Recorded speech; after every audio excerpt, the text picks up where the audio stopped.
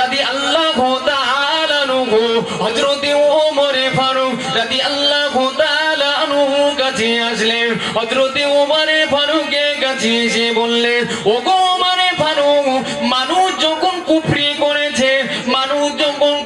করেছে, আপনি সেই সময়তে আল্লাহ নবীর প্রতি ঈমান এনেছেন।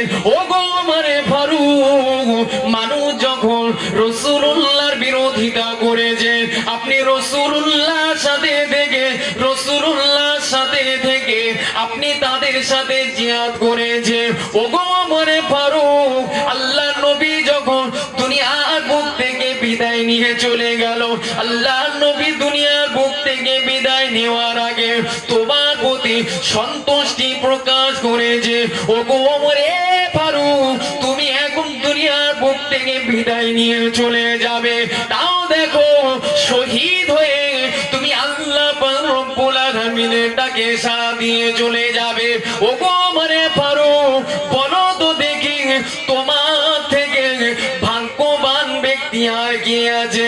তোমার থেকে ভাগ্যবান ব্যক্তি আর কে আছে? ও যুবকেরা, ও রাসূলুল্লাহর প্রেমিকেরা, ওই সময়তে হযরত ওমর ফারুক রাদিয়াল্লাহু তাআলা আনহু বলেছিলেন, ওগো আব্দুল্লাহ